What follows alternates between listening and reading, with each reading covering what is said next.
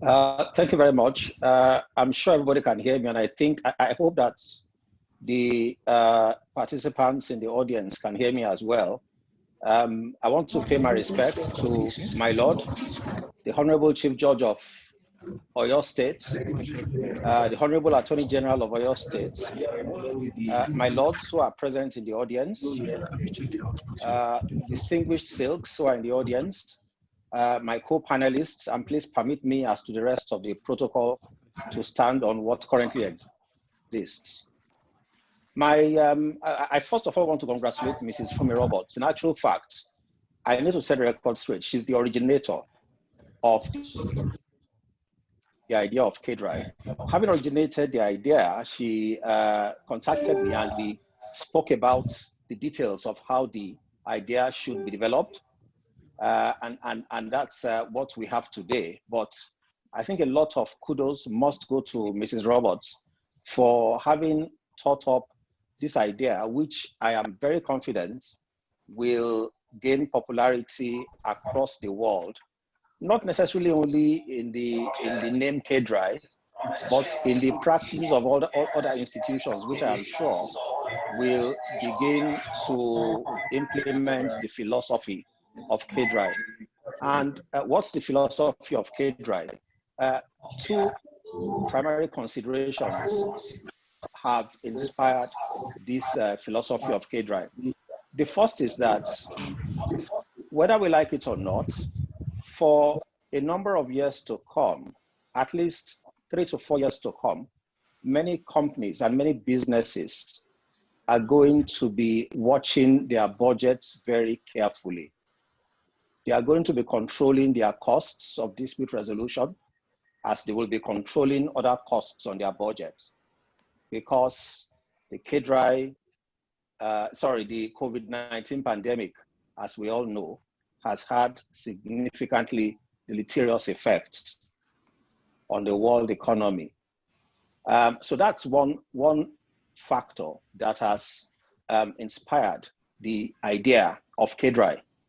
The second factor, of course, is that many courts across the world, it's not only just in Nigeria, across Africa, across the rest of the world, are going to be seeing a reduction in their activity because of the need to observe social distancing, because of the need to observe rules of safety.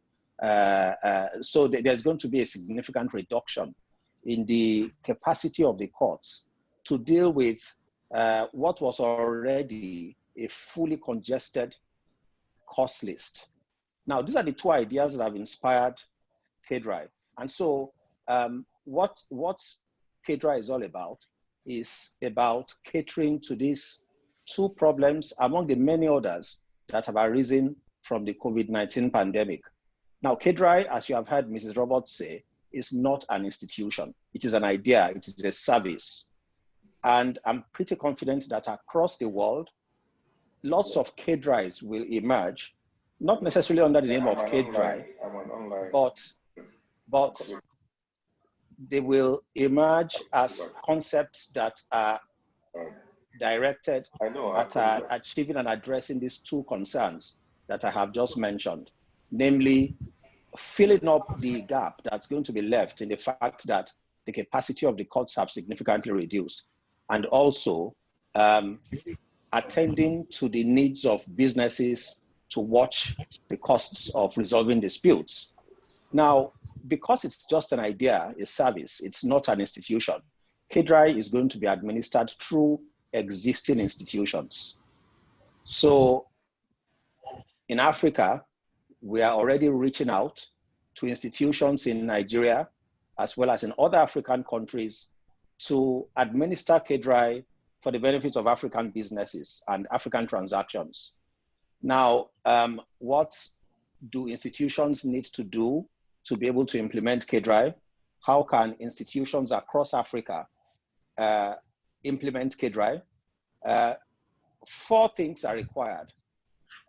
When we approach institutions to collaborate with us in administering the concept of CADRI, in administering the CADRI service, we engage with them with a view to establishing capacity, based on 4 parameters. First of all, they must have guidelines for administering CADRI that are in line with the philosophy of CADRI, as I articulated it just now.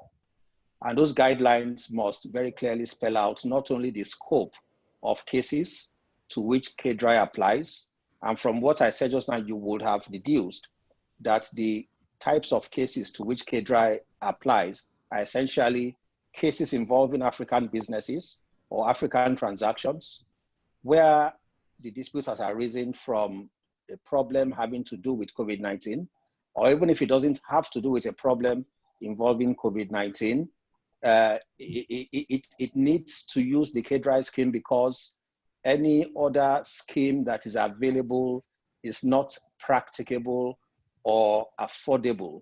Say, for instance, the case will probably take very long in court because of the reduced capacity of the courts at the present moment, or whatever dispute mechanism the parties had previously chosen has become too expensive for them to use in the light of the economic problems caused by the COVID-19 pandemic. So those are the types of cases that CADRI will attend to, and we expect that the institutions that will administer CADRI will have guidelines that will clearly spell out this scope. Then, of course, the institutions will have the capacity to administer CADRI. They would have efficient managers and they would have efficient staff in their secretariat, because the whole idea of CADRI is essentially establishing consensus between parties, the users of the system, the users of ADR, and the practitioners of ADR, the arbitrators, the adjudicators, the mediators, the experts, to ensure that both parties come to some common ground in terms of what should be paid for the service. And so that's essentially how CADRI is going to operate. It's going to operate to achieve consensus between parties as to what is affordable by the parties and what is acceptable by the ADR practitioner.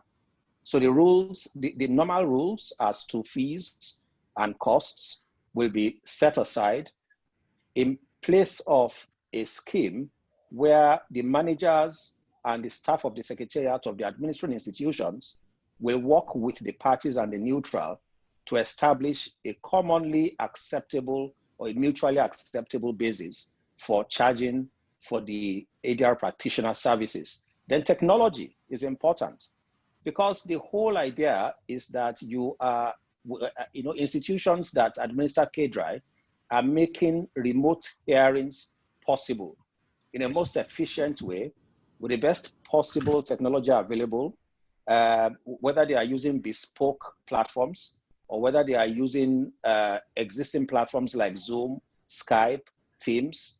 They are making it available to work in a very efficient way for the benefit of the parties and the ADR practitioners. Then finally, sensitization. The institutions will be undertaking to sensitize their users and the business community around them to the existence of CADRI, to the benefits that CADRI offers the business community, and to the way CADRI works, essentially. So these are the 4 things that we will be looking out for as we engage institutions across the continent to expand the concept of CADRI across the entire continent. Let me once again congratulate Mrs. Oyewo and all the staff who have worked on bringing us to where we are today, and who will continue to work on making this concept available to businesses across the whole of Africa. Thank you very much. It's been a pleasure being here to speak to the concept of CADRI, and I look forward to working with everyone to make this a successful initiative. Thank you very much.